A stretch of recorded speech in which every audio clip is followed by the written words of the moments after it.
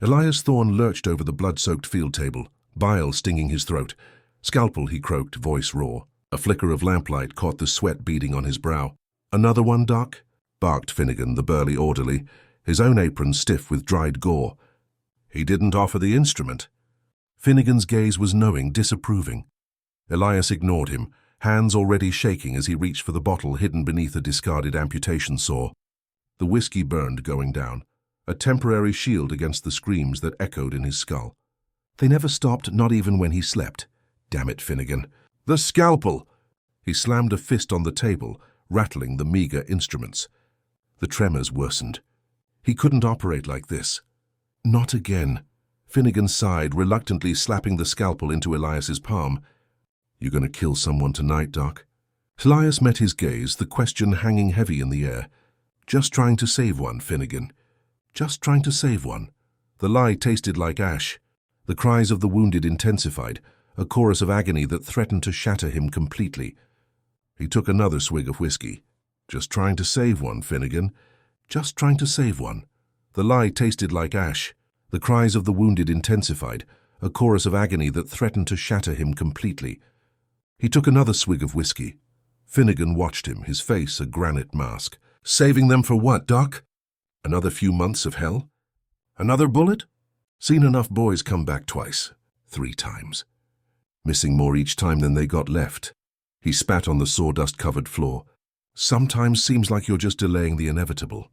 Elias flinched, the words hitting too close to the truth. He knew Finnegan wasn't trying to be cruel, just honest, too honest. Honesty was a luxury a surgeon in a field hospital couldn't afford. He focused on the task at hand. A young boy, barely 16, lay on the table, his leg mangled below the knee, another casualty of a senseless war. "Fetch the chloroform, Finnegan." Elias tried to keep his voice steady, but the tremors persisted, a hummingbird trapped in his chest. "And keep the bottle close. I might need assistance." Finnegan didn't move. "That boy ain't gonna thank you for carving him up while you're half in the bag, Doc. He deserves better." "Better?" Elias laughed, a harsh, mirthless sound. "There is no better here, Finnegan. Only degrees of suffering.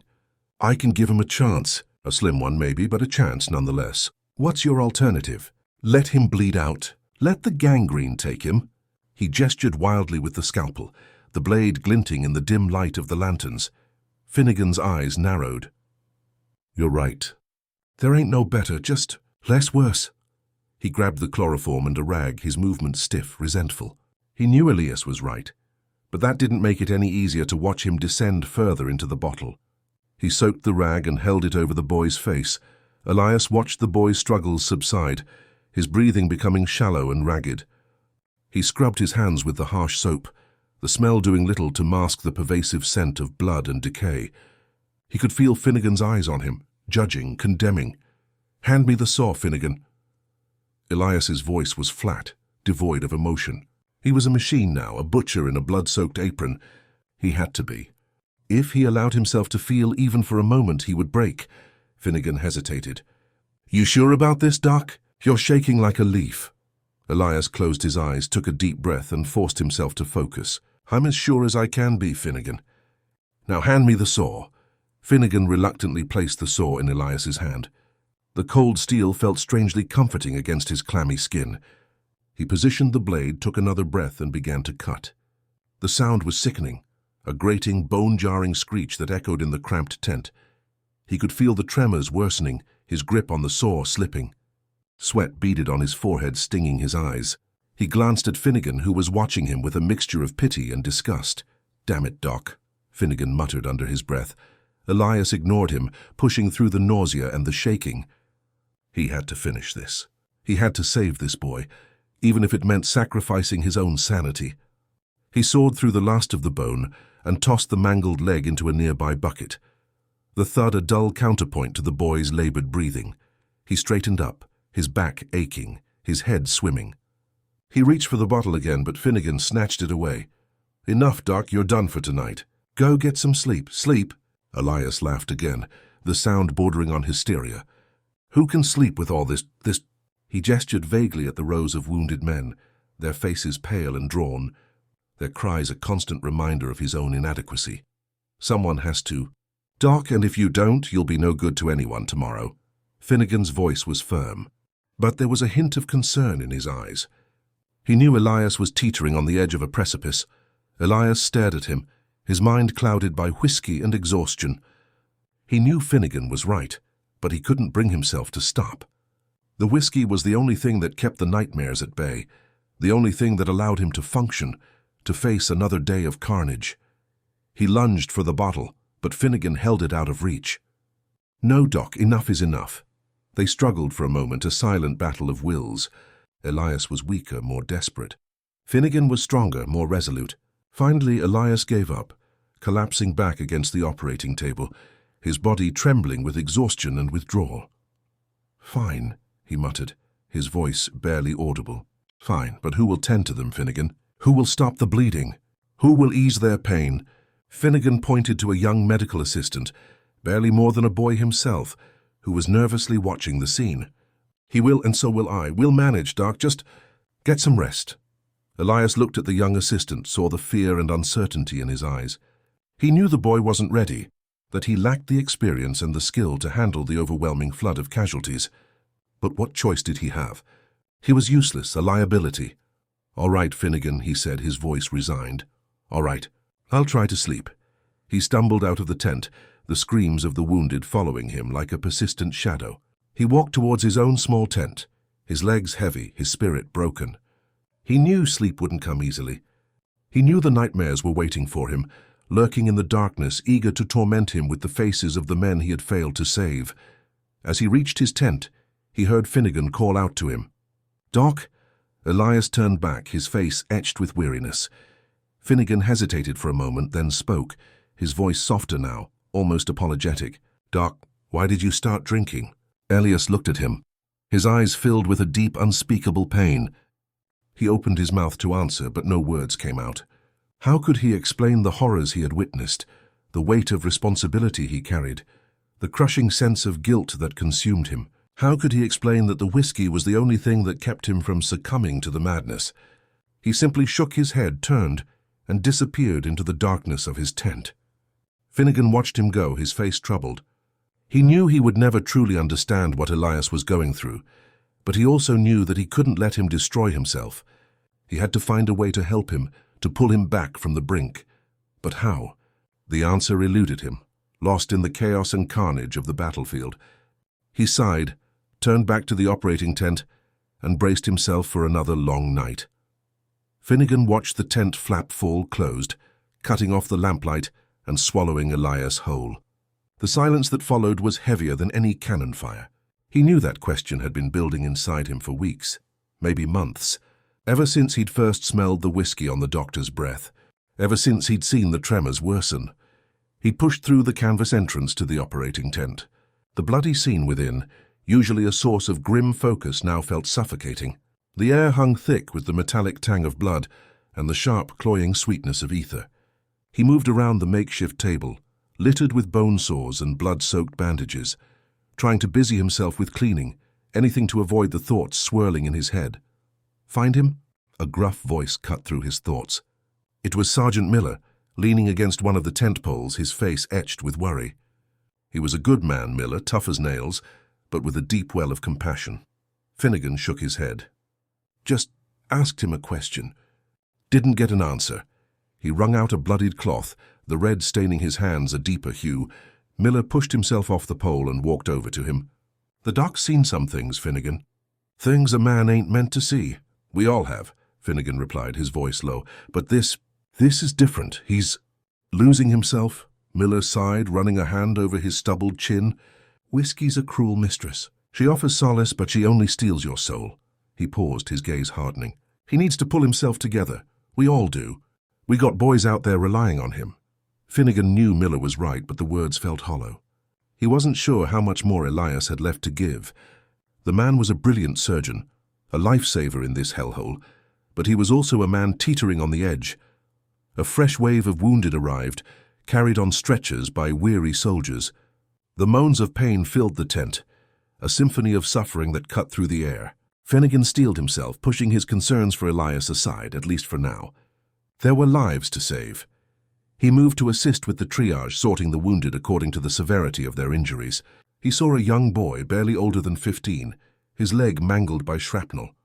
The boy's face was pale, his eyes wide with fear. "Easy now, son," Finnegan said, his voice gentle.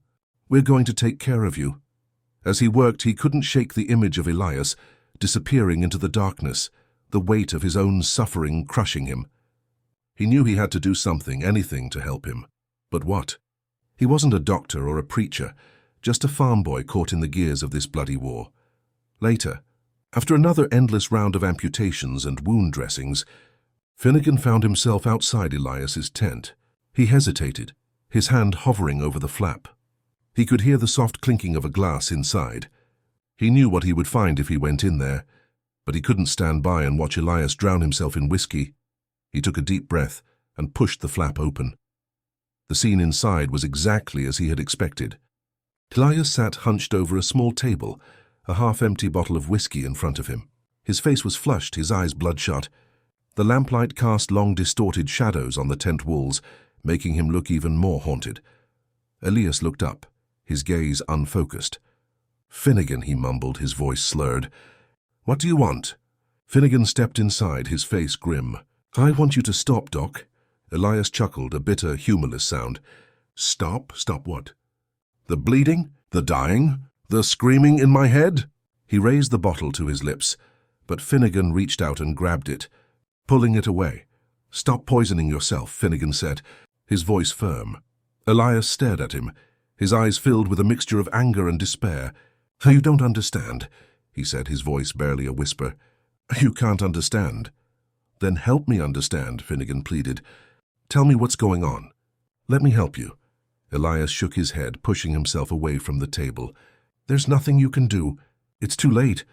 He stood up, swaying slightly. "Just go away, Finnegan. Leave me to my misery." Finnegan stood his ground. "I'm not leaving you, Doc, not like this."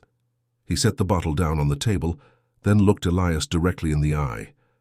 "You saved my life, remember? On that field outside Gettysburg, you pulled a bullet out of my gut.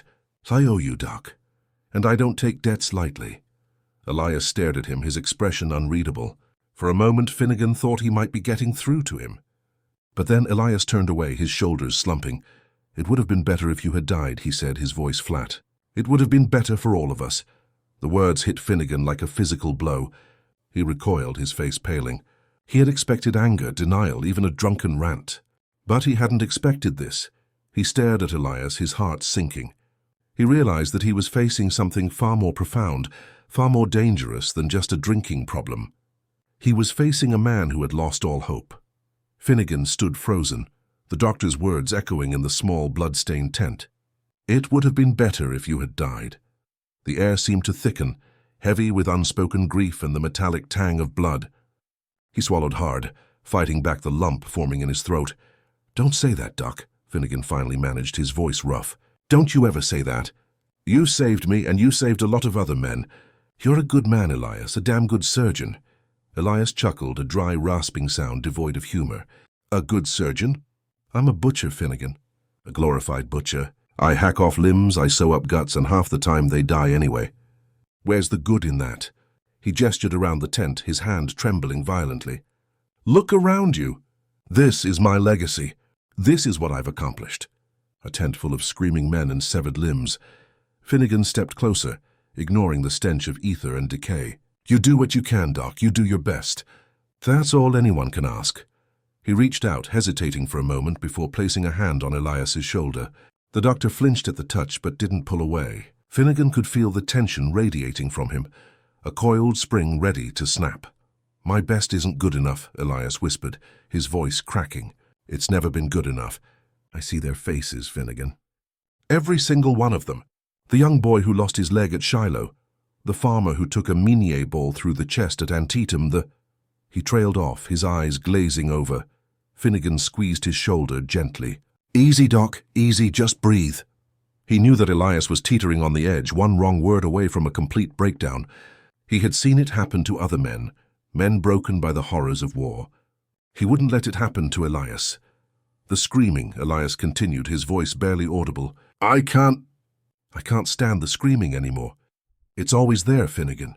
Even when it's quiet, I can still hear it. He pressed his hands to his ears, as if trying to block out the phantom sounds. Finnegan knelt down, bringing himself to eye level with the doctor. I know, Doc, I hear it too, we all do. But we can't let it break us. We have to keep going. We have to keep fighting. Elias lowered his hands, his gaze fixed on the blood-soaked floor. Fighting? What's the point, Finnegan? What are we even fighting for? More death? More suffering? We're fighting for a better future, Finnegan said, his voice firm. For a country where men like you and me don't have to kill each other. For a country where everyone is free. Elias snorted. Free? You really believe that, Finnegan? After all you've seen? Finnegan hesitated. He had his doubts, of course. He had seen the hypocrisy, the corruption, the sheer brutality of the war. But he couldn't afford to lose hope, not now. Not if he wanted to save Elias. I have to believe it, Doc, he said, his voice low. If I don't believe it, then what's the point of anything? Elias didn't answer. He simply stared at the floor, lost in his own private hell. Finnegan knew that he had a long way to go, that he couldn't fix Elias with a few words and a pat on the back, but he had to try. He owed him that much. He stood up, his legs aching from kneeling. Come on, Doc, he said, his voice gentle. Let's get you some coffee. Maybe a little food. We can talk more later. He reached for the bottle of whiskey on the table, then hesitated. He knew that Elias needed help, but he also knew that taking away his only solace might push him over the edge. He looked at Elias, searching for an answer in his eyes. The doctor's expression was blank, unreadable. Finnegan made a decision. He picked up the bottle and poured a small amount into a tin cup. Here, he said, handing the cup to Elias. Just a little. To take the edge off. Elias took the cup, his hand still trembling. He raised it to his lips and took a slow, deliberate sip. Finnegan watched him, his heart pounding in his chest. He knew that he was walking a dangerous line, but he couldn't think of any other way to reach him. As Elias drank, a flicker of something, perhaps relief, perhaps resignation, crossed his face. He lowered the cup, his gaze meeting Finnegan's. Thank you, he said, his voice barely a whisper. Finnegan nodded, relief washing over him. It was a small victory, but it was a victory nonetheless. He had managed to break through, to reach Elias in his darkest hour. Now he just had to figure out how to pull him back from the brink. Suddenly a runner burst into the tent, his face pale and frantic. Doctor, we need you! Another wave of wounded is coming in. The fighting is fierce at Little Round Top. Elias flinched at the news, his eyes widening in horror. He looked at Finnegan, his face a mask of despair. I can't, he whispered. I can't do it. Not again. Finnegan met his gaze, his expression resolute. Yes, you can, Doc, you have to. They need you, and I'll be right here with you. Every step of the way. He picked up the surgical instruments, laying them out on the table. Now let's get to work. Now let's get to work, Finnegan said, the steel glinting in the dim light of the tent. He laid out the instruments meticulously. Bone saw, scalpels, retractors. Each one a silent testament to the brutality that awaited. Elias remained frozen, staring at the instruments as if they were venomous snakes. I need something, he stammered, his voice thick with dread. Finnegan paused, his brow furrowed. What is it, Doc? Bandages? More water? Elias shook his head, his eyes darting around the tent. Something to steady my hands. Something to dull the edge. Finnegan understood immediately.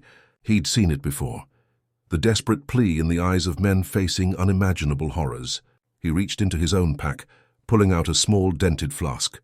It was a simple pewter flask, filled with a harsh, fiery whiskey, the kind that burned going down and left you feeling numb for hours. He rarely touched it himself, preferring to keep a clear head. But tonight was different. He held it out to Elias. Here. But easy now, Doc, we need you sharp. Elias snatched the flask, his hand trembling so violently that some of the whiskey sloshed over the side.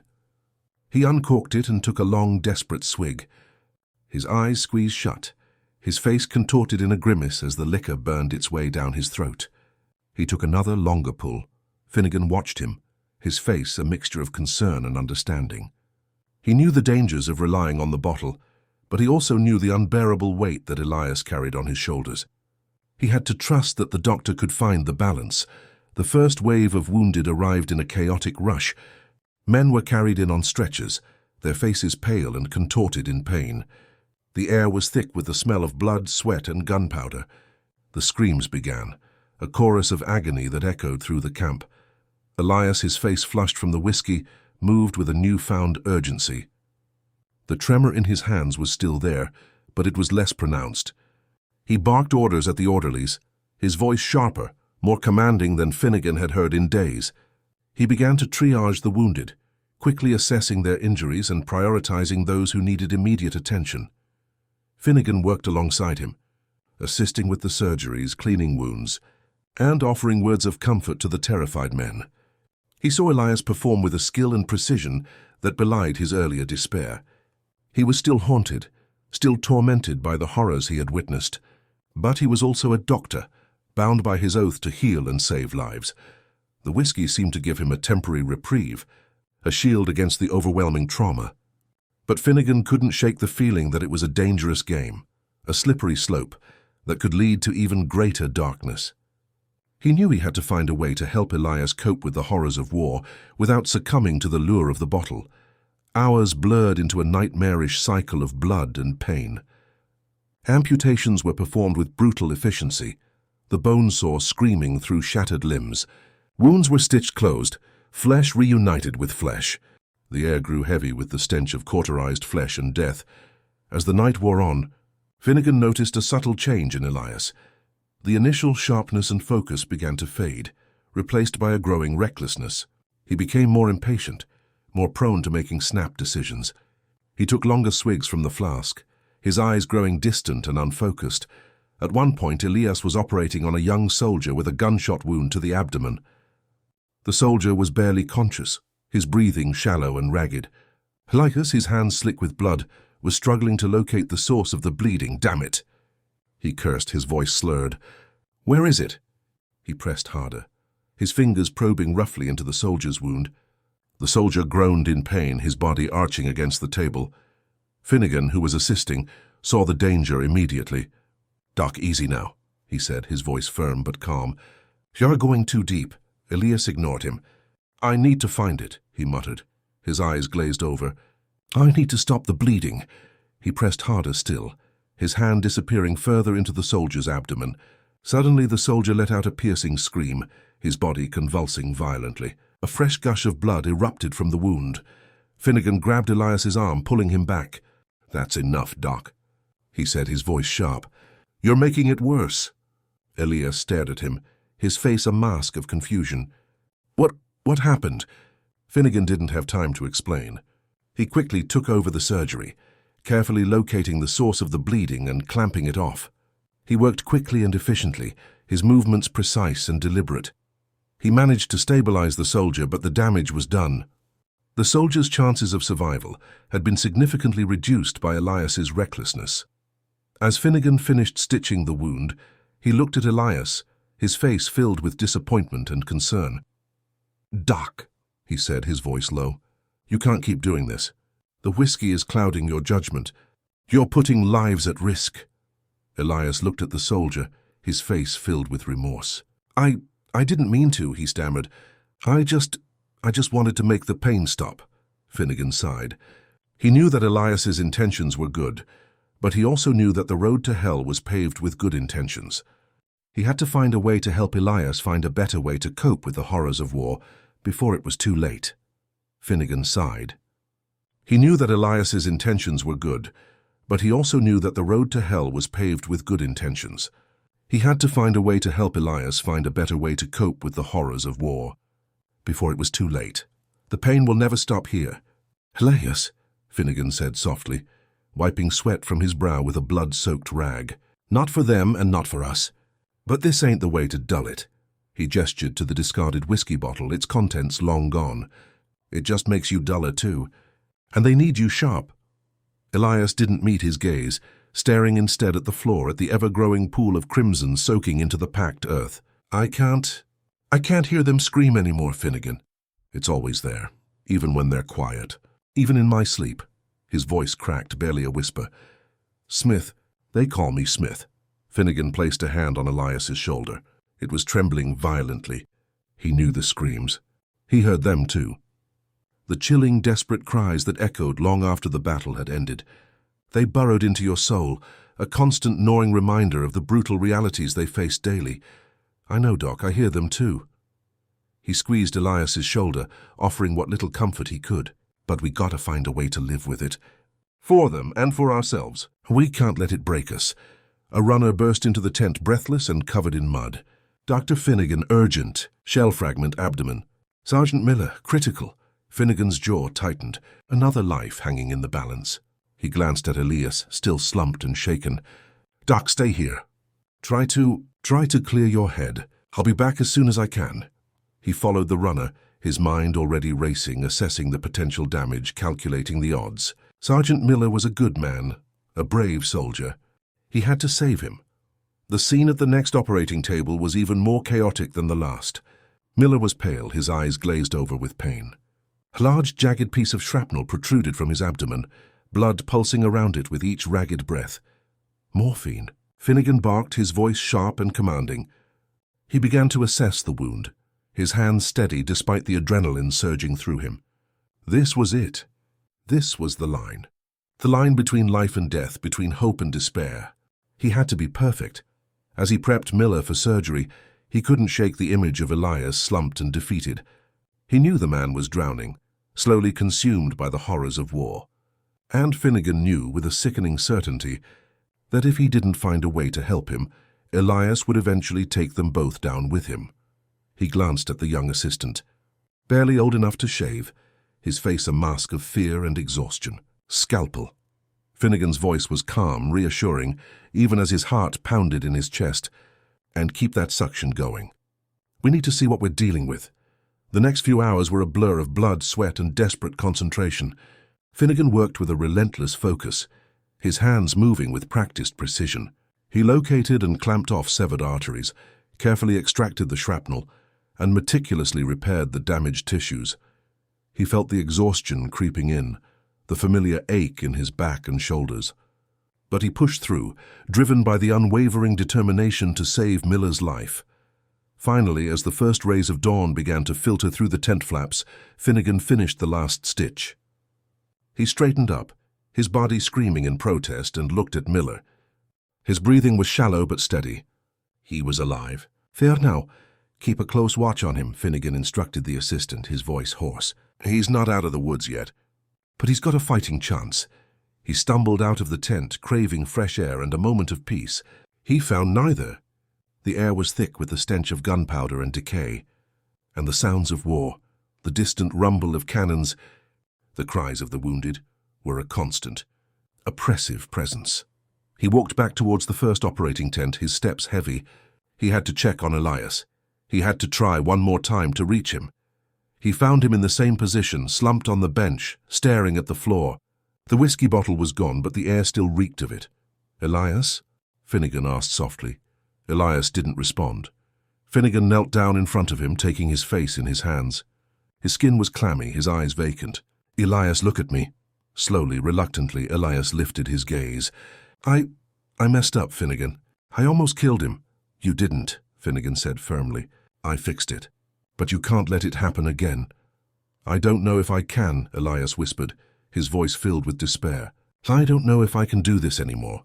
Finnegan looked into his eyes, seeing the pain, the fear, the utter exhaustion.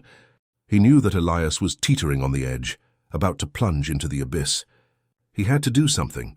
He had to find a way to pull him back. Then don't, Finnegan said, his voice surprisingly calm. Don't do it alone. He took a deep breath, making a decision that could change everything. We'll do it together. I'll be there. Every step of the way, he knew it was a risk. He knew that Elias's demons could consume them both, but he also knew that he couldn't stand by and watch him fall. We'll find a way to cope, Finnegan continued, his voice filled with conviction. We'll find a way to make sense of this madness. We have to, for them, and for ourselves. He stood up, pulling Elias up with him. Come on, Doc, let's get some coffee. We've got a long day ahead of us. He saw the flicker of hope in Elias's eyes. It was small, fragile, but it was there. And that was enough. For now. Finnegan knelt, his hand resting gently on Elias's trembling shoulder. The pain won't stop, Doc, not here. Not ever, maybe. But we can't numb ourselves to it. We have to be clear-headed for them. He gestured to the rows of wounded, their moans a constant, agonizing chorus. Elias looked up, his eyes red-rimmed and filled with a haunting despair. "How, Finnegan? How do you bear it?" The screams. "The blood. The knowing you can't save them all." "I don't bear it alone," Finnegan said quietly. "And I don't bear it with whiskey." He stood, his gaze firm. "We talk, we help each other. We remember the ones we save, and we learn from the ones we lose." He paused, then added, "And we fight like hell for every single breath." Climax. Suddenly, a thunderous boom shook the tent, followed by a cascade of dirt and debris. The screams intensified, morphing into a unified shriek of terror. "Shelling!" someone yelled. "They're shelling the camp!" Panic erupted. Order dissolved into chaos. Men scrambled for cover, tripping over stretchers and the wounded. Finnegan grabbed Elias's arm, pulling him up. "We have to get the men to the trenches." Another shell hit closer, ripping through the canvas roof. Finnegan saw a young boy, barely a man, pinned beneath a fallen beam, his leg mangled. He started toward him, but Elias stopped him. "There's too many, Finnegan. You can't save everyone." Elias shouted over the din, his voice laced with the old desperation. "Maybe not," Finnegan yelled back, "but I can save him." He wrenched free and dashed toward the boy, ignoring the shrapnel whizzing past. He strained to lift the beam, his muscles screaming in protest. "Help me!" he roared, glancing back at Elias. For a moment, Elias stood frozen, paralyzed by fear. Then something flickered in his eyes, a spark of resolve, a flicker of his former self. He ran to Finnegan's side, and together they heaved the beam off the boy's leg. "Get him to safety!" Finnegan shouted as another shell exploded nearby. Elias, without hesitation, scooped up the boy and staggered towards the relative safety of a trench. Finnegan, however, wasn't so lucky. A searing pain ripped through his side. He looked down to see a jagged piece of shrapnel protruding from his abdomen, staining his uniform crimson. He stumbled, collapsing to the ground. The world swam. The screams faded in and out. He saw Elias, his face etched with horror, rush back to his side. "Finnegan! Finnegan, stay with me!" Finnegan coughed, blood trickling from his lips. "Doc, the boy." "Is he? He's safe, Finnegan. You saved him." Finnegan managed a weak smile. "Then it was worth it." Resolution. Days turned into weeks. The shelling stopped. The camp slowly rebuilt itself. Elias, sober and resolute, worked tirelessly, tending to the wounded with a newfound focus and compassion. He never forgot the sight of Finnegan lying on the ground, sacrificing himself for a boy he didn't even know. The shrapnel had pierced Finnegan's kidney. He clung to life for days, but the infection was relentless. He lay in a cot, pale and weak, surrounded by the men whose lives he had touched. Elias sat beside him, holding his hand. "You were right, Finnegan," he said, his voice thick with emotion. "Whiskey doesn't stop the pain. It just makes it worse." Finnegan squeezed his hand weakly. "Take care of them, Doc. That's all that matters." Finnegan died as the sun rose, painting the sky in hues of orange and gold. There was no grand ceremony, no eulogy filled with flowery prose. Just a simple burial marked by a wooden cross and the quiet tears of the men he had served. Elias continued to practice medicine, but he was a changed man. He never touched another drop of whiskey. He became known for his unwavering dedication to his patients, his steady hand, and his calm demeanor in the face of unimaginable suffering, emotion. One evening, years later, Elias sat on his porch watching the fireflies dance in the twilight. He was an old man now, his face etched with the memories of war. He closed his eyes and saw Finnegan's face, young, determined, and selfless. He saw him lying on the ground, bleeding but still smiling, knowing he had saved a life. He thought of the boy Finnegan had saved, who had gone on to live a full life, raising a family and contributing to the world. He thought of all the other men he and Finnegan had helped, the ones who had survived and the ones who hadn't. He reached into his pocket and pulled out a small, tarnished silver locket. He opened it, revealing a tiny portrait of Finnegan. He stared at it for a long moment, a single tear tracing a path down his weathered cheek. He whispered, "Thank you, Finnegan. You showed me what it means to be a doctor, and a man." He closed the locket and held it tight. The fireflies continued to flicker in the darkness, each tiny spark a reminder of the light that even the darkest of times could not extinguish. The scent of honeysuckle drifted on the evening breeze, a sweet, melancholic perfume that spoke of loss and resilience, of the enduring power of compassion in a world consumed by war. And Elias knew with a certainty that settled deep within his soul that Finnegan's sacrifice had not been in vain. The war had taken much, but it had also given something back, a profound understanding of the value of human life and the unwavering determination to protect it. One breath at a time, he looked up at the stars, their light a silent testament to the enduring spirit of humanity. He knew Finnegan was up there watching over him,